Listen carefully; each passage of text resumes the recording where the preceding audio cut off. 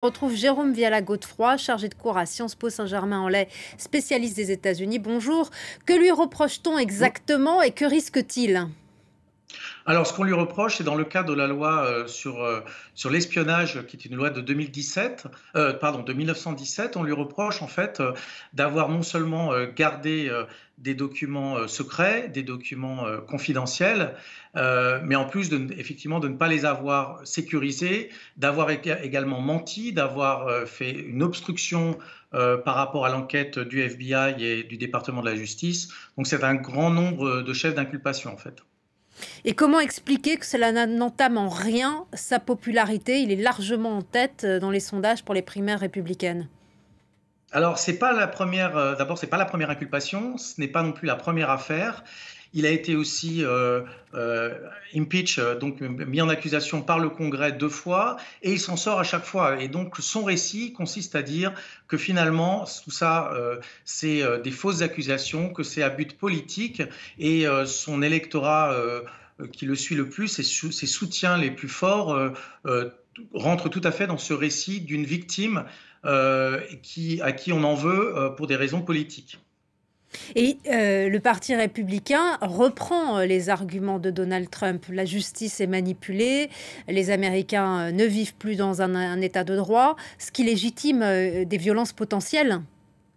Ah oui, tout à fait. On a même vu Kerry Lake, il n'y a pas longtemps, parler de la NRA, donc qui est le lobby pro-armes, en disant qu'il fallait faire attention, qu'il y avait quand même des gens armés, donc qui est une forme en fait de menace déguisée.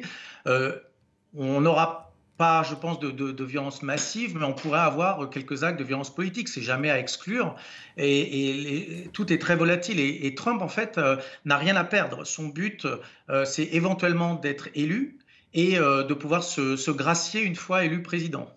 Et comment vous expliquez que de nombreux républicains continuent de lui apporter leur soutien?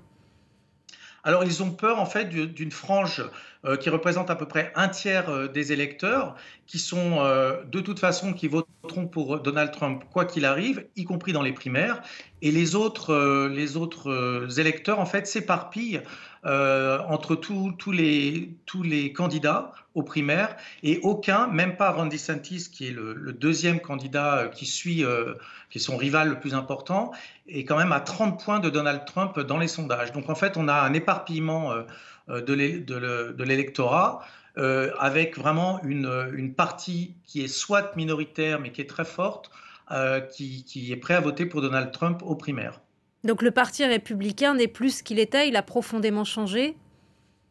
Alors c'est compliqué, je pense qu'il n'a pas en fait mué, il n'a pas fait son changement pour l'instant, il n'a pas une ligne idéologique très claire, et en fait il est vraiment quelque part pris en otage par Donald Trump et par ses électeurs. Il pourrait par exemple aussi éventuellement se présenter en tant qu'en indépendant.